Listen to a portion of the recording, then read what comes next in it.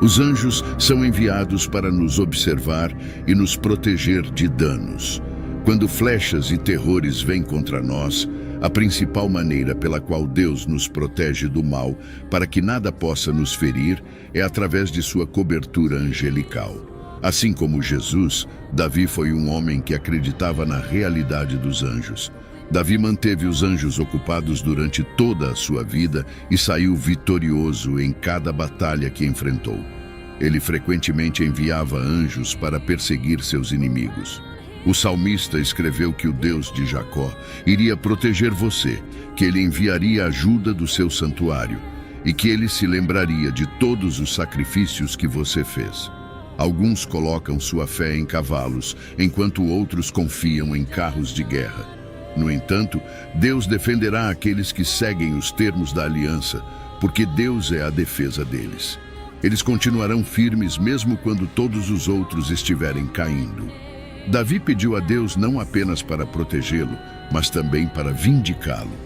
Ele queria que fosse visto e conhecido que ele servia e obedecia a Deus, e que aqueles que se opunham a ele fossem como a palha diante do vento. Deixe o anjo do Senhor persegui-los.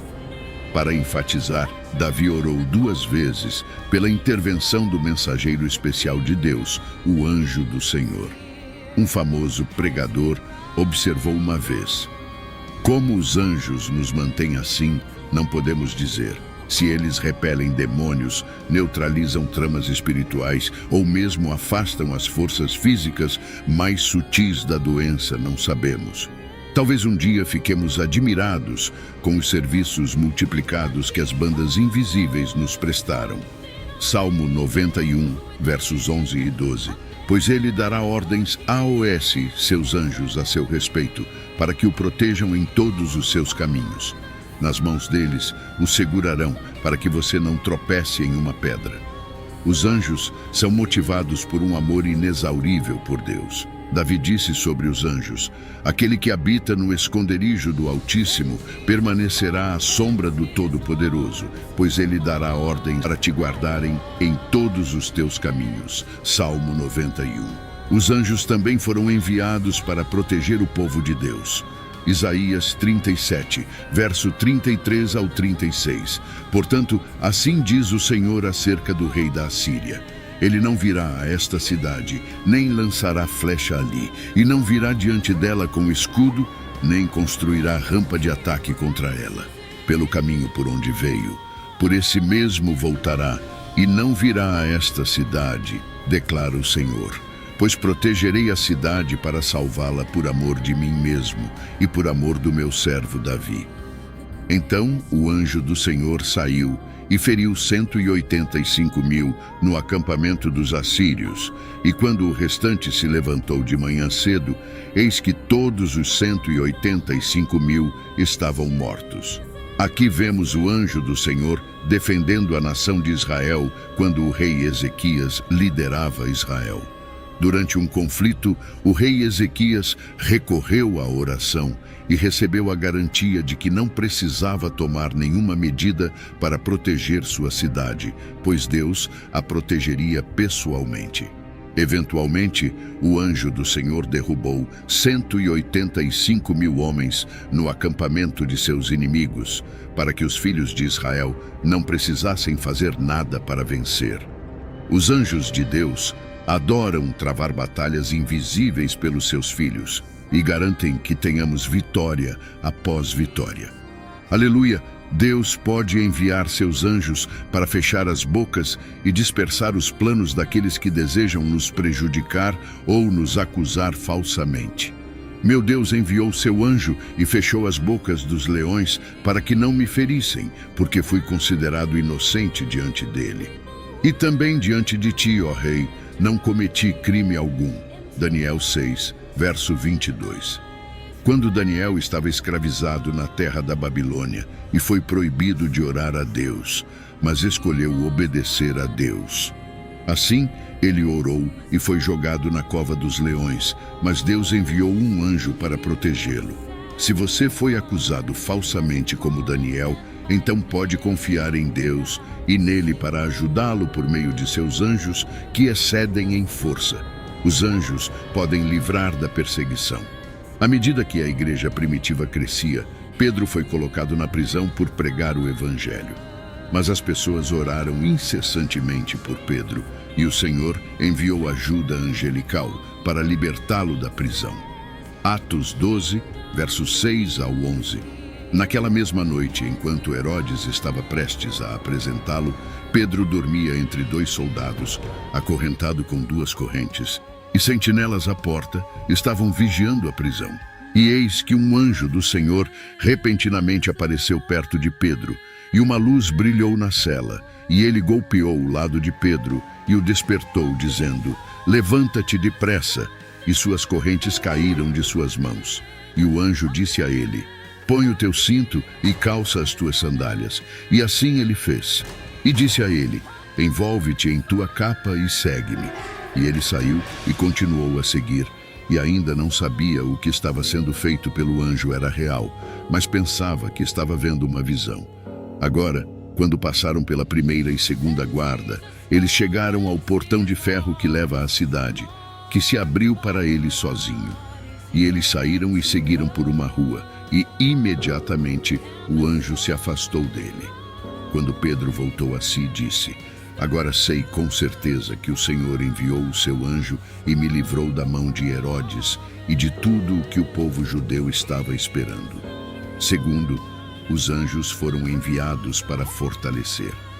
Quando Jesus estava cansado, os anjos vieram para fortalecê-lo. Lucas 22, verso 41 ao 44. E afastou-se deles cerca de um tiro de pedra.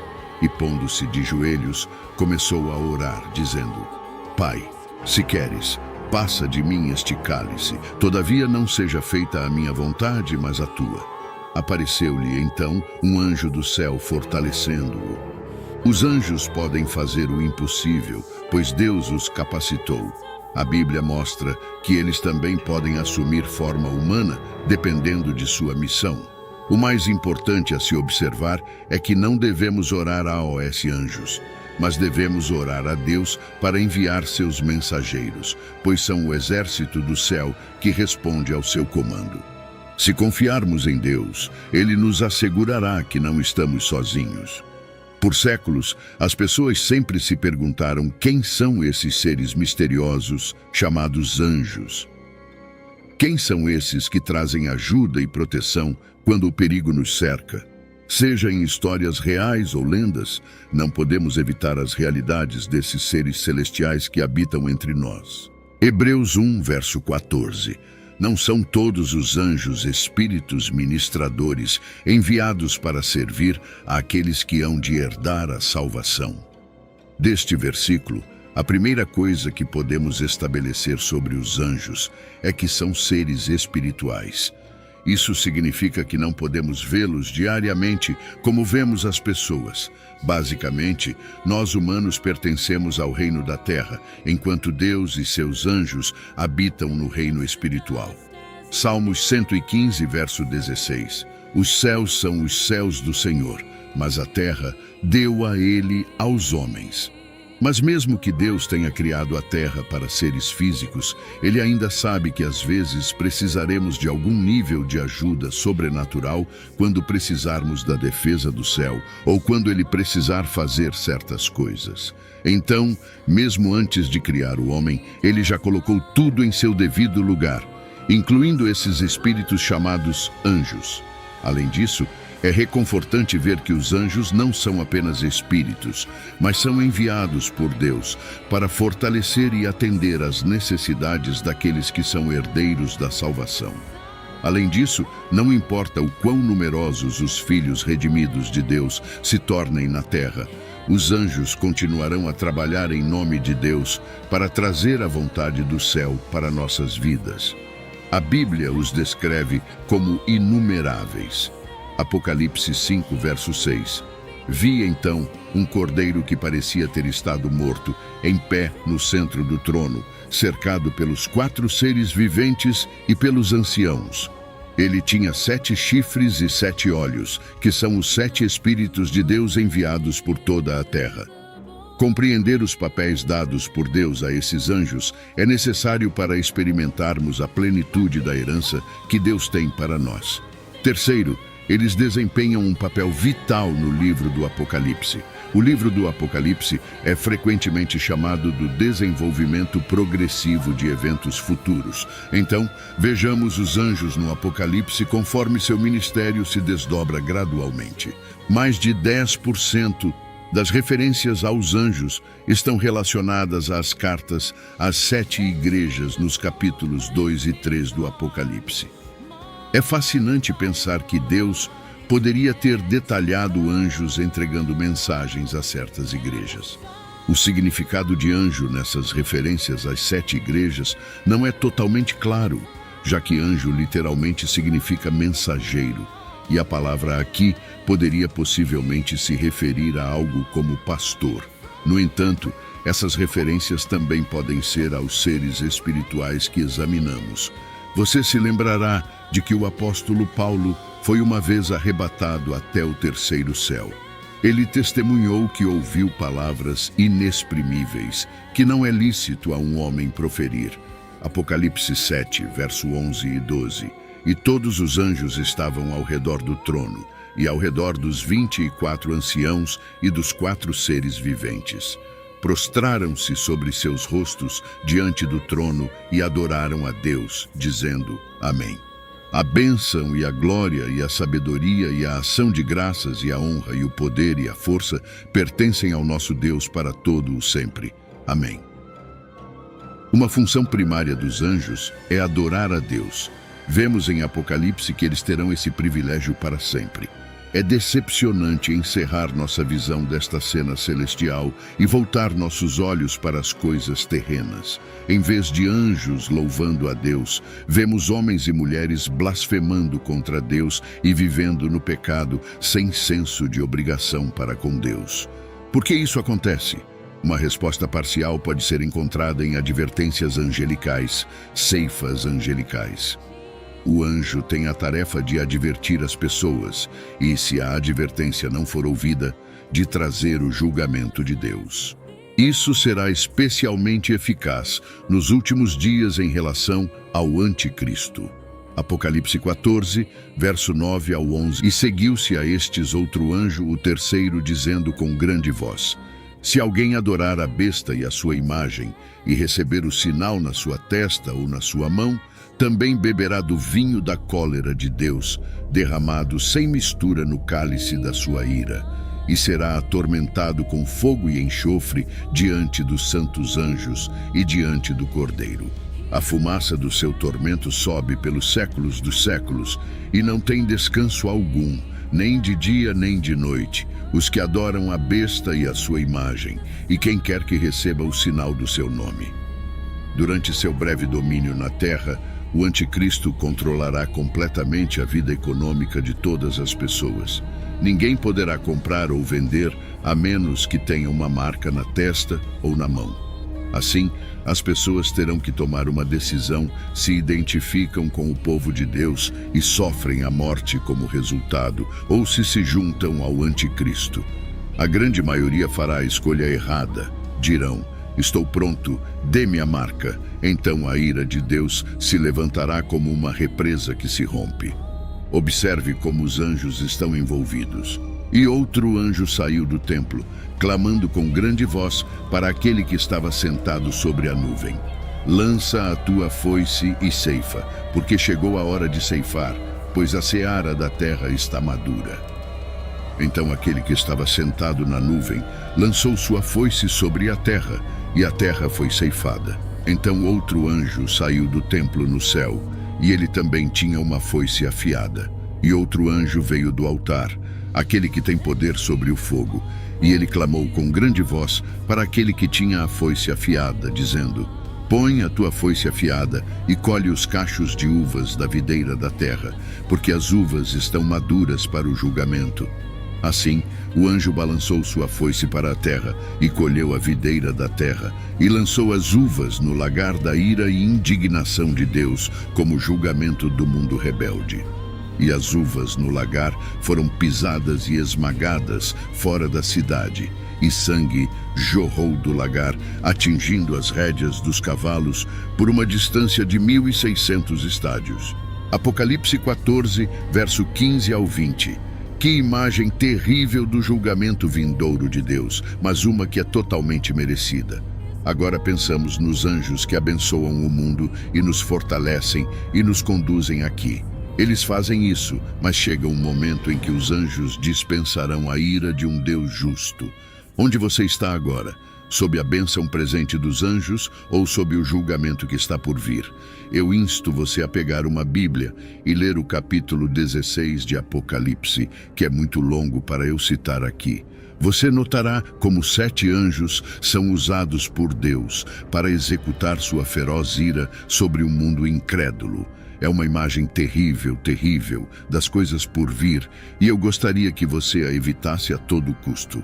Babilônia, Babilônia. Deus não vai julgar apenas indivíduos durante a grande tribulação, mas também trará julgamento sobre sistemas mundiais. As 2 Babilônias são mencionadas em Apocalipse, uma no capítulo 17 e outra no capítulo 18. A primeira a ser julgada é a Babilônia religiosa. Não podemos ter certeza de sua identidade exata, mas quero que você veja como um anjo esteve envolvido em dar informações a João. Ele escreveu, Apocalipse 17, verso 1. Então um dos 7 anjos que tinham as 7 taças veio e falou comigo, dizendo, Vem, eu te mostrarei o julgamento e a condenação da grande prostituta que está sentada sobre muitas águas, influenciando nações. Assim, um anjo deu ao apóstolo uma prévia do julgamento que virá sobre esse falso sistema religioso. Ainda mais marcante é o envolvimento angelical com relação à segunda Babilônia, ou econômica, descrita em Apocalipse 18, verso 1 e 2. Depois destas coisas, vi outro anjo descendo do céu, possuindo grande autoridade. E a terra foi iluminada com o seu esplendor e radiância. E ele clamou com grande voz, dizendo, Caiu, caiu. Certamente para ser destruída é Babilônia, a grande. Ela se tornou morada de demônios, prisão assombrada por todo espírito imundo e prisão para toda ave imunda e detestável. Nenhum outro anjo é descrito dessa forma. Sua missão é julgar a Babilônia econômica. Alguns dizem que é Nova York ou as Nações Unidas, não podemos saber. Mas nosso ponto aqui é enfatizar o envolvimento angelical. Artistas frequentemente imaginam anjos como figuras radiantes. De onde eles tiraram essa ideia? Talvez de Apocalipse 19, verso 17. Então vi um único anjo em pé no sol, e com grande voz ele clamou a todas as aves que voam no meio do céu, dizendo, Vinde, reuni-vos para a grande ceia de Deus. Isso parece se referir a um brilho que brilhava de seu rosto. Que visão seria essa? No entanto, eu não acredito que nossos olhos permanecerão fixos no anjo por muito tempo, porque ele também tem um trabalho de julgamento a fazer. O restante de Apocalipse 19 conta como os restos de um grande exército fornecem alimento para as aves, e como, finalmente, a besta e o falso profeta e aqueles que adoraram a sua imagem são todos lançados em um lago de fogo ardente com enxofre. Os trechos anteriores foram apenas alguns destaques do envolvimento angelical nos julgamentos descritos em Apocalipse. Você vai querer ler o livro inteiro de Apocalipse para apreciar tudo o que os anjos estarão fazendo nos últimos tempos. Que a paz que excede todo entendimento esteja convosco. Ao contemplarmos a intervenção divina por meio dos anjos, somos lembrados do amor inabalável de Deus por nós. Que possamos confiar na proteção celestial, sabendo que, em todas as circunstâncias, a luz divina guiará nossos passos.